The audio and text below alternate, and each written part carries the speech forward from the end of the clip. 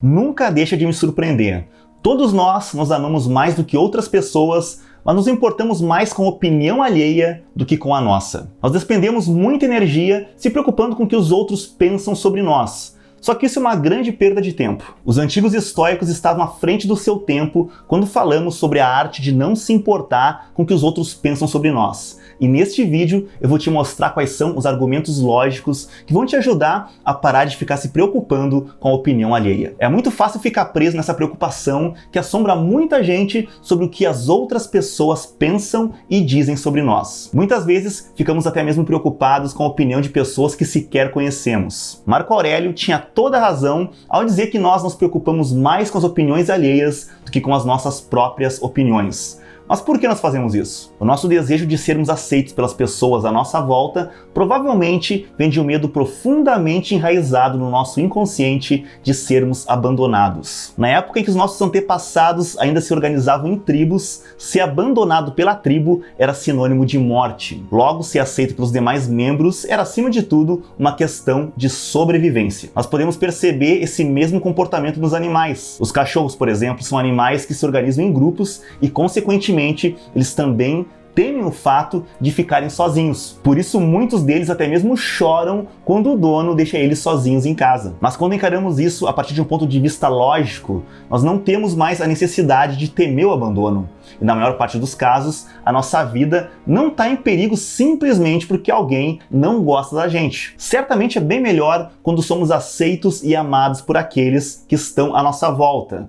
Mas nós não precisamos disso para sobreviver e também não precisamos disso para sermos felizes. Como os antigos estoicos diriam, uma boa reputação é um indiferente preferível. Ou seja, é satisfatório quando temos o privilégio de sermos aceitos pelos nossos pares, mas caso isso não aconteça, isso não nos priva de viver uma vida virtuosa e feliz. Em outras palavras, se nós vivemos uma vida virtuosa, por que deveríamos nos preocupar com o que os outros pensam? Se nós sabemos que vivemos de acordo com os nossos valores, isso por si só já deveria ser o suficiente. O imperador romano e filósofo estoico Marco Aurélio escreveu sobre o seu desprezo por toda essa busca por validação externa. O que deve ser valorizado? Uma plateia batendo palmas? Não. Não mais do que estalar de suas línguas, o que é tudo o que elogio público significa.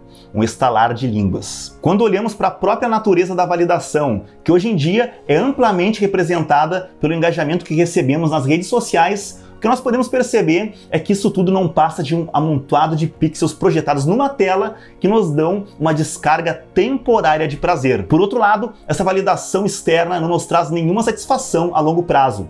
O que acontece é o contrário, que nós fiquemos dependentes, procurando cada vez mais aprovação e criando um certo círculo vicioso em torno disso. Portanto, é bastante inútil que nós dediquemos o nosso precioso tempo de vida em busca de algo passageiro e que não nos trará nenhum retorno significativo no longo prazo. No entanto, nós vemos que as pessoas ficam extremamente chateadas quando não recebem a validação que elas acham que merecem ou quando elas descobrem que alguém não gosta delas.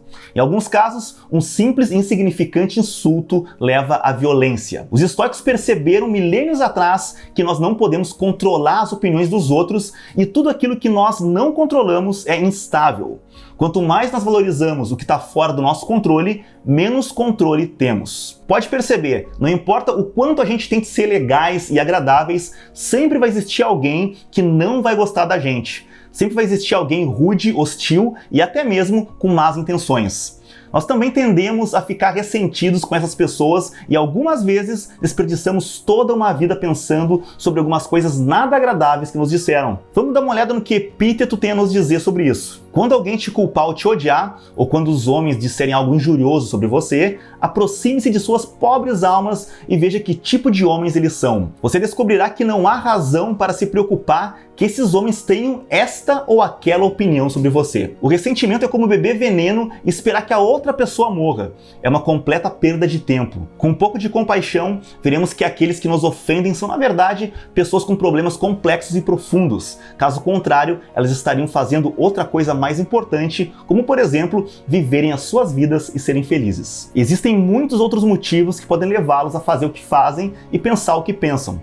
Pode ser por ignorância, preconceito, frustração, ou eles podem simplesmente estar nos mostrando algo que ainda está mal resolvido em nós mesmos, e se esse for o caso, nós temos duas opções, que é corrigir ou esquecer. Não importa o que façamos, ficar ruminando sobre a antipatia das outras pessoas não vai nos levar a lugar algum. Por isso, apesar de não podermos controlar o que as outras pessoas pensam, nós podemos sim controlar a maneira como reagimos a elas. É a nossa habilidade de nos posicionarmos em relação ao mundo que nos torna pessoas felizes ou frustradas. Quando somos feridos pelas opiniões alheias, esse ferimento não é causado pelos outros, mas sim pela nossa mente que se preocupa com coisas que estão fora do nosso controle e que são irrelevantes para a nossa própria saúde mental. Resumindo, o que os outros pensam não é da nossa conta. Agora que tu tem essa informação, cabe a ti tomar a atitude necessária para se tornar alguém mais realizado e confiante contigo mesmo. Pessoal, muita gente se pergunta como começar os estudos no estoicismo, que livros comprar, quais os melhores autores.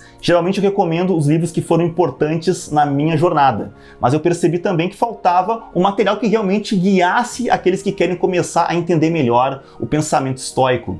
Por isso, nos últimos meses, eu me dediquei a uma pesquisa profunda sobre a história, fundamentos, exercícios e o mais importante, sobre como implementar todo o pragmatismo e a riqueza de ideias do estoicismo no nosso dia a dia. O resultado de toda essa pesquisa está concentrado em Estoicismo, a arte de ser inabalável. Um livro digital que é a fonte de pesquisa ideal, não apenas para quem quer aprender os fundamentos do estoicismo, mas também para aqueles que querem aplicar esses ensinamentos de forma prática na sua vida e no seu dia a dia.